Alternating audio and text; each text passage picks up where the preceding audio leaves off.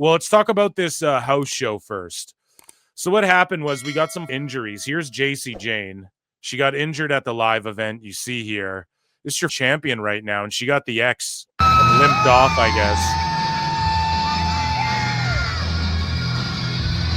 guess. Right, and we move along here. She got hurt, and then look at this spot.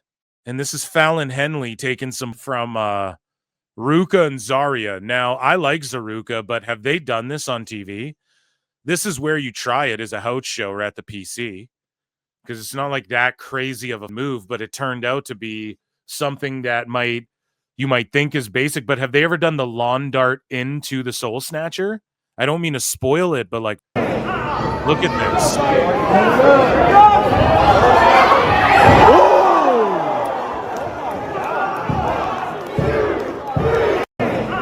One more time.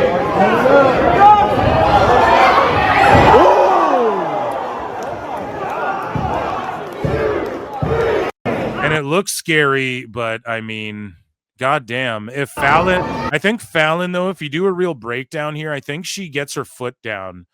Like, see, she gets her foot down first. So as ugly as the landing is, she gets her foot down, and then Soul's able to grab her. So Fallon, just profesh, man, looked way nasty. And even the crowd, you can hear the crowd going, holy, like, because Soul sort of landed on her. Like, that's where you can get Chris Nowitzki'd, right? You get KO'd, like, and you hear people going, oh my God. And so I'm glad she's okay. I think it just looked nastier than it was, which is the art of the game, right? So yeah, I just hope she's okay and there's no injuries there. Speaking of everyone being okay, all of a sudden we got Oba, Femi, and Omos at this house show, and they squared off and everybody went crazy. And this is an NXT house show, so Oba's still doing some shit in NXT, and Omos is down there. I've always said, and they shake hands. And I've always said, man, Apollo Crews, who's still signed by WWE, by the way, he just went and finished his schooling or whatever. I want to see Apollo do that Nigerian again, but with Oba and Omos, and do it on the main roster. And, you know, like, I would rule. I mean, they don't have to fake accents. And I know some people get triggered by that or they laugh at it. It's pro wrestling. They're playing characters. Let them do whatever. But I just think, like, that's the move, man. I'm not saying, again, they need spears and shields, but if they make a faction and are like, because Apollo Crews was Yuha Nation, right? And they just need to do that, like Wakanda and M'Baku. Like, that's how Oba Femi describes himself. They asked him who would play you in a movie. He's like, who's the guy who plays M'Baku in Wakanda Forever? That's me. So he knows that. He used to not have the accent. He fakes the accent, Kofi Kingston style, and it works for him. Kofi Kingston didn't really work for him when he did the Jamaican accent, especially because I think he's like from Ghana, isn't he? So like his folks are or whatever, right? So it's like kind of crazy. He's from America, I believe, right? But or was Kofi born in Ghana? I'm not sure, but it's like it gets just have them do that. I think it would work if you like did it seriously and not sort of like the Apollo, all of it. Yeah, now you're Akeem the African Dream, pal. Now you have an accent when you didn't forever type thing, and you're Apollo Crews. Like, everyone knows who you are, dude. And now we're just going to switch you up and like sort of just make a joke out of you. Like, don't do it that way. Make it serious like the way they do Oba Femi. Oba Femi's booked like, you know, he's booked, he's wearing the furs and he's who, you know, and he's like, I'm M'Baku is what he says in the interview. And that's it's like what he's emulating. It works, man, if you do it seriously, as Shawn Michaels has proven in NXT. So I don't know, man, this is awesome seeing them square off. Oba Femi is almost being built into like an attraction as well. Like, Omos is the ultimate attraction, I think, as far as it's not like he's selling a bazillion tickets, but if they put him in a world title match, if Brock Lesnar wants to come back and have a match against him, if he shows up in the Rumble, if he shows up in AAA, it's someone you're like, oh, he shows up at this NXT show. If they build the way Oba Femi destroyed everyone in NXT, if they're right, he could be that type of dude, where it's like a Brock Lesnar aura if they do it right on the main roster as well. And I don't know, man, having him square off with Omos, they're just building that. It went viral at this like local NXT show, and this venue looks cool.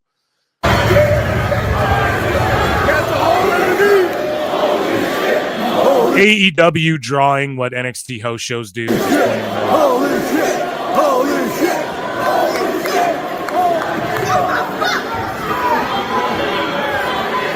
So much meat!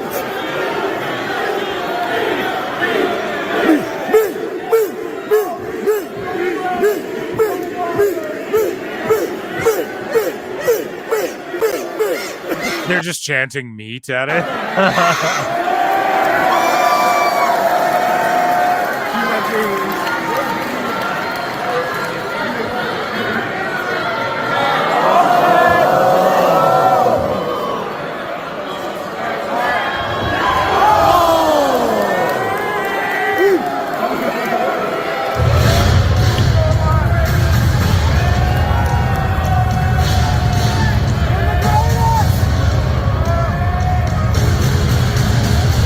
Okay, yeah. So Omos and Femi are both Nigerian, and Apollo Crews is both of his parents are Nigerian. So there you go, dude. That's the faction right there. Oh, you just throw the same. Alfred Kunawa says it best. It's like, what set you rep? You know, like everybody, yeah, man. You know, you gotta. What's the first thing that happens when you go to jail? What set you rep? You know what I mean? So I'm here for that, dude. I don't. I would like to see it, but yeah, Omos laying out Femi, and yeah, let's continue along. So this is the developmental. That was an epic house show that went down, but the news breaking of all of the developmental talent. So some of them fortunately got re-signed, and we saw, of course, that Thundercat guy, Shiloh Hill, who was on LFG. I don't even think he's on Evolve or anything yet, but he's signed to Paradigm, so obviously he'll be around for a while, you got to imagine. And sources indicate to Body Slam that WWE ID contract of current Evolve men's champion Jackson Drake has been renewed. So congrats to him. His contract was renewed. He's the current champion. Also, there was one, I believe, who was renewed. I can't remember. Oh, well, yeah, it was him. It was Jackson. Oh, sorry. Yeah, so that's who it was. It was Jackson Drake. Okay. And then Shiloh Hill was signed to Paradigm. So some good news, okay, for some of the rookies.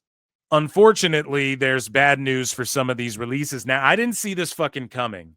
Okay, I DM'd Husey. I was like, dude, all the big names of fucking the ID. I threw in the Discord, whatever I said. I was like, the big names of ID are leaving. I didn't realize like Wes Lee was going to be gone and shit. So it's unfortunate. Some of them are disappointing. Some of them are shocking. And some of them, it's like, okay, I don't know who the fuck they are and they'll be fine. They're in developmental. In 4 years, they could come back. But for now, we'll give a price to So Zayda Steel, okay, one of the names. And this was on like Thursday. And Zayda announces she will not be re-signing with ID. She was the first announced member of the ID program, apart from the Vanity Project on WWE Evolve. Zayda has an incredibly high ceiling, so she's going to be fine. But I expected, okay, there's some deals coming up, and people are going to be like, I can go make money elsewhere after getting a bit of the WWE rub. I'm already seeing what I'm making on some of these indies more than I was before the WWE rub. Maybe the deals they're offering them aren't looking as good and shit. Who knows? Zayda Steel, maybe she thought by the end of her ID contract, they'd be like, we want you in NXT or we want you on Raw or something. But instead, she's here like getting offered another ID contract, I'm assuming. And so she's like, my contract's coming up. Or they just said, fuck it, and aren't renewing. But she said, I've decided to not renew. Yeah, so they offered her something. My WWE ID contract. I'm incredibly grateful for all the knowledge, experience, and opportunities I've gained along the way. But at the end of the day, I have to do what's best for me. Boom. I'm only 21. Exactly. She could sign in 10 years from now and be fine and be ready for SmackDown or whatever. She's going to here's what we'll talk about this in the end. But all these companies should be thanking WWE for them releasing all these people into the wild with infinite more knowledge and expertise and maybe not expertise, but knowledge. And, she decided she's only 21 and she says, I've already done so much, but I'm just getting started. Exactly. It's like the Austin Theory thing. Why rush it? You have fucking time. Go make some Tony Khan money now. for 4 years. Come back, you know? One that shocked me, but there's more to it than meets the eye, Brian. Kylie Ray says, today I share that my time with WWE ID is coming to an end. As I was informed, my contract will not be renewed. So they chose not to renew her contract, but there's a reason for it. I'm incredibly grateful for the opportunities, memories, and people I met along the way. Thank you to everyone who supported me during this chapter. It truly means the world. As for the next chapter, I'm so ready to meet you once I pop this baby out, of course. God damn it, man. So congrats to Kylie Ray. So she told them, look, I'm fucking pregnant and I'm, you know,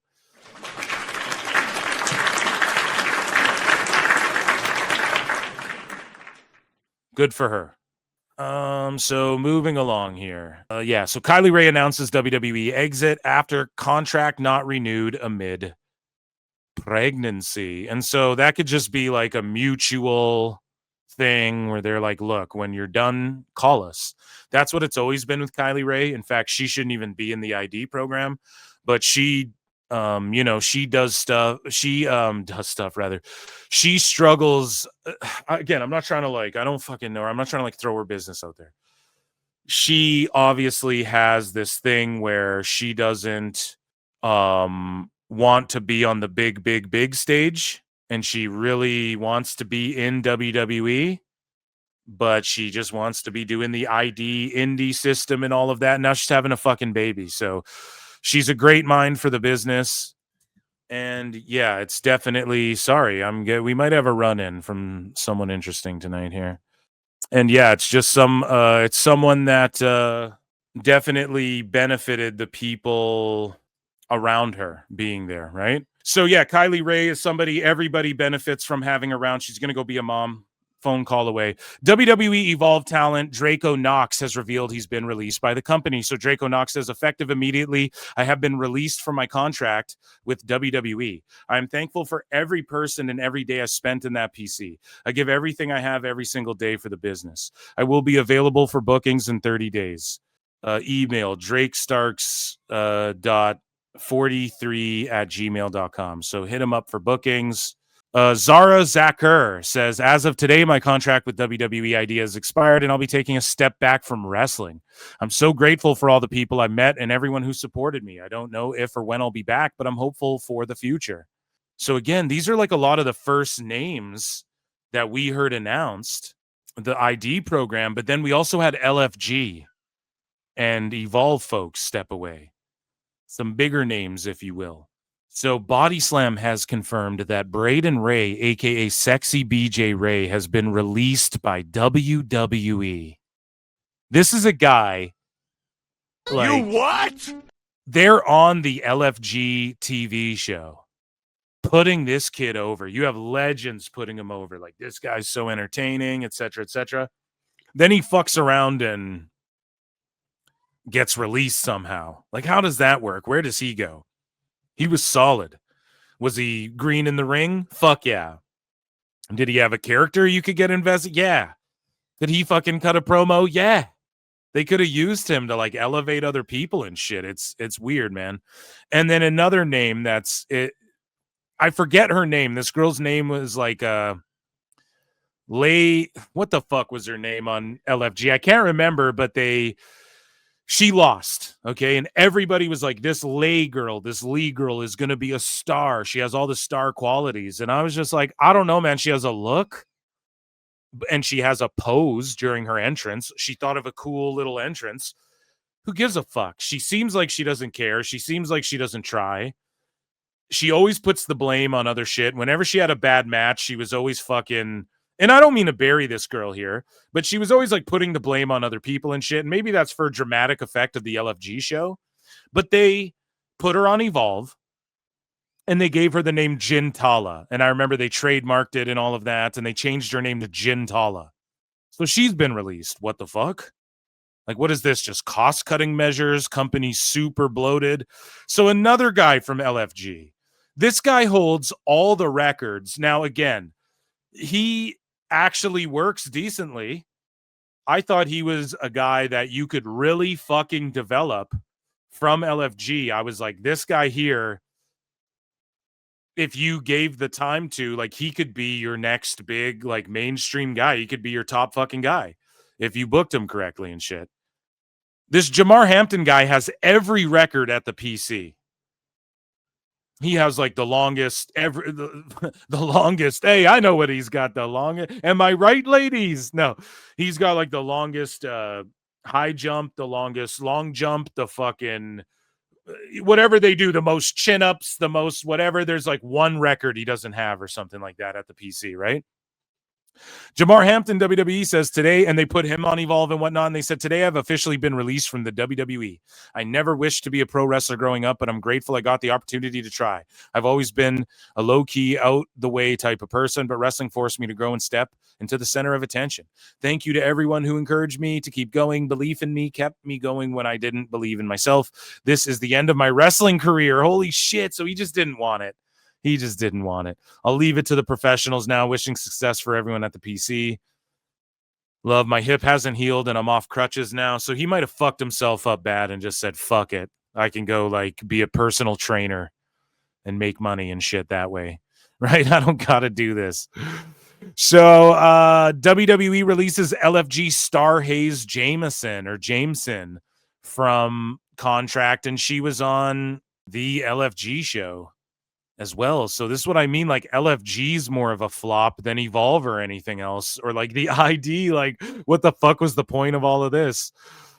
This fucking LFG show. So you're just gonna, not only is it just rigged to give Michelle McCool a fucking belt or whatever to try and force her down our fucking throats on A&E to 100,000 viewers on A&E, but you're gonna fucking you're gonna just fire everyone when the show's done. What's the point then? Get rid of the fucking show.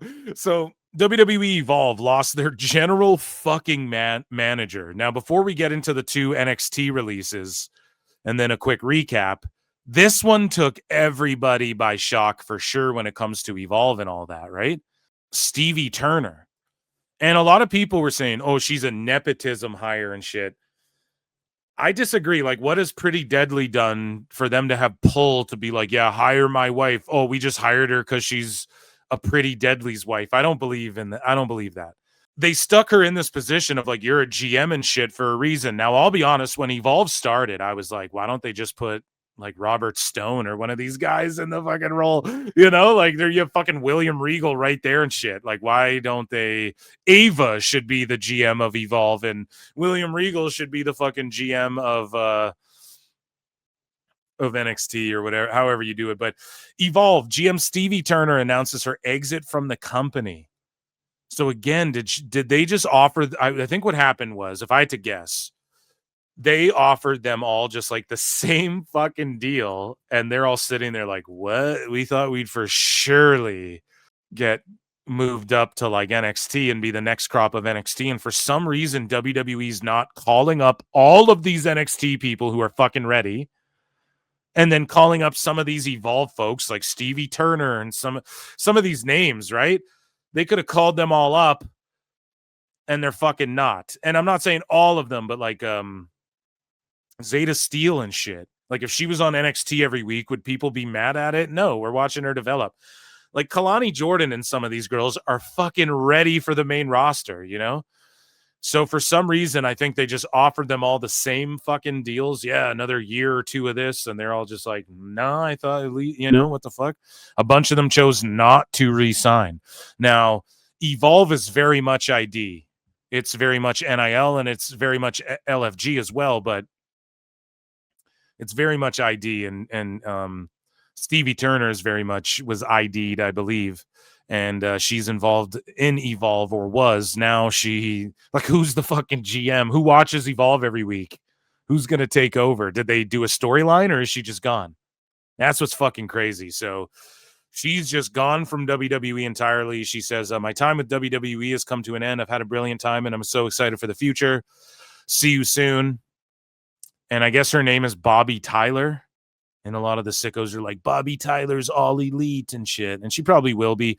But it's crazy. Like, usually when they take someone who can wrestle and seems like is good looking, like Stevie Turner, and like can wrestle and shit like that, when they stick them in like, you're a GM role, it's usually because they see something more in the person.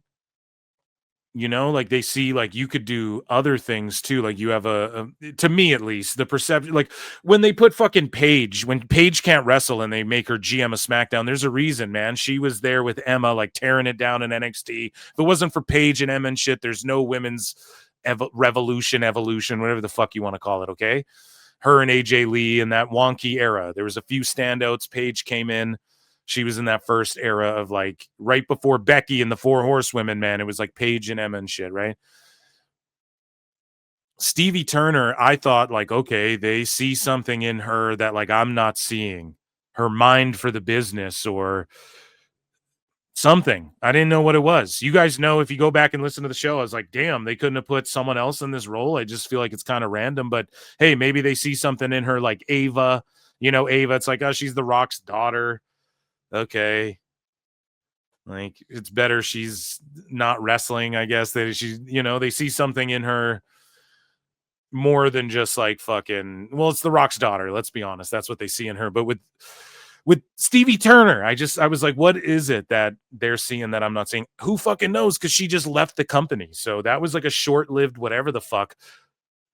Rehire Rockstar Spud or put William Regal on Evolve or I'm not watching anyways every week, I gotta be honest, so I don't care what they fucking do, but it just seems like if you're watching the show every week, she's just gone. Stevie Turner started getting over with everybody. She was just in the last Wednesday segment, for fuck's sakes. So that one was pretty shocking. And then we go up to NXT. Lance Anoa'i, who got re-signed. So I think he was used as like in a dark match or as a jobber in WWE before on Raw or something. So all these years later, he gets re-signed, right? And we never saw him on fucking TV. We thought, even with this MFT angle that went down on SmackDown, a lot of people thought, oh, Lance could be joining until, Tama Tonga gets back. I'm so glad Tom is back, by the way. But no, dude. Lance goes, I would officially announce my departure from WWE. I didn't have the best of luck since I arrived. I will not let this stop me from achieving to be great. I've worked hard on the indies for 15 years. Now let's get back to work. 30 days, accepting bookings. So shout out Lance Anoa'i, and we never got to see him join the Bloodline or anything like that, join the MFTs. And it's probably for the better that it's Tama and wasn't Lance. Some people were throwing that out there, and then he gets released, and that's unfortunate. And but we didn't even see 1 minute of him in NXT to like be able to even judge it. He's been hurt the whole fucking time. And for a guy who they signed a year ago and literally we haven't seen do one fucking thing. He did like a charity thing. And I think they said he like worked a house show or something, but he got hurt. He's been hurt. So yeah, it makes sense to release a guy who's like maybe injury prone or okay, what is your last year? What have you done for us? Not to bury him or anything like that. But the one that shocked everybody, WWE has released Wes Lee, man. Now, some people may call this a fumble. Think so. Some people You fucked up! You fucked up! You fucked up! I don't think this is as big of a fumble as people think. I think this might be good in like a twisted way for Wes Lee, and I'll explain why. His dream's obviously WWE, right? The dream is WWE for every pro wrestler. A lot of people are like, his heel turn sucked, it ruined him. I fucking agree. They should not have turned him heel. It didn't like ruin him, but it's just they didn't need to do that. Now, TNA has, they had Wentz and Miguel. They brought in Myron Reed. He's the fourth rascal. They're just missing Wes Lee. I mean, they didn't pull off MSK versus Rascals or like a 4-way between the Rascals and shit during the invasion or anything. If I'm Wes Lee, bro, I'm signing to TNA and I'm fucking reuniting and they're pushing the Rascals to the moon. They're over as shit. It's not like the 4 Rascals can't end up in WWE again in a few years. Let's look up how old. Oh, damn. Is he 36? Holy fuck, man. He does not show it or wear it. Like, the man looks good. Wow. I thought he was More of I thought he was like early 30s at the most. Damn. So, but that's fine. It's not like, oh, he's old and by any means. Here's the thing. The Rascals, if they go and sign to TNA and they're there until whatever.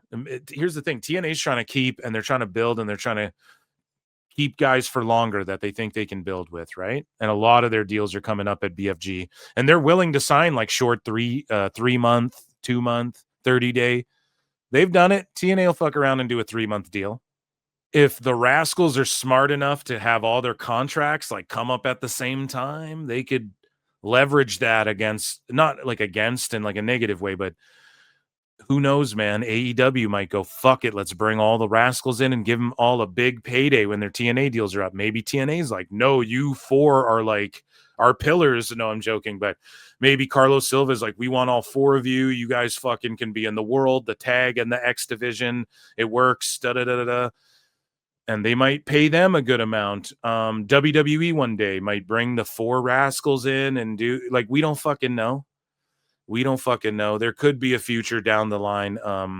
But Wes Lee, man, he's going to go make money wrestling. He'll be fucking fine, dude. And this could be a blessing in disguise as far as like the Rascals could go on a run selling like fucking tons of merch and shit right now. I mean, they're doing good stuff and TNA's giving them plenty of TV time. You don't think Wes Lee, Dez will fucking fit right in there? I don't know, man. I think it's like a dream come true kind of for TNA and the Rascals right now. It might be a dream come true for those four, man. Think about what they could do. Fatal four-ways over the X Division title. They could split into two. They could go 4 against the system. They could go 4 against whoever the fuck. They could, it could really, really fucking work out well for them. And I think it will. They could get draped in gold and shit. Each of them, one of them's world champ, one of them's X. The other two got the tag titles.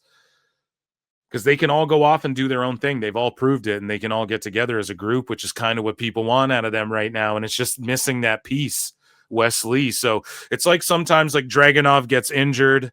Well, he was stale on the main roster. Fucking sucks he gets injured. You don't want anyone to get injured, but when Dragunov comes back, he's going to be reinvented, reinvigorated.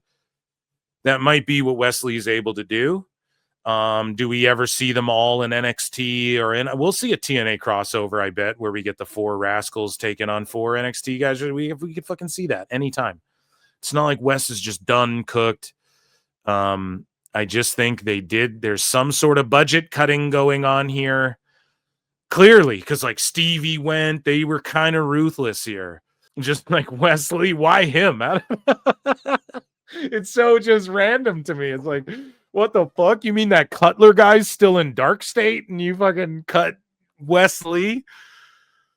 Woo!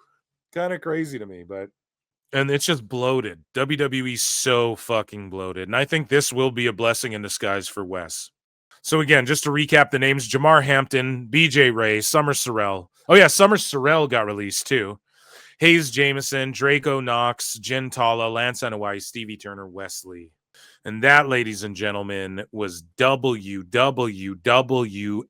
News.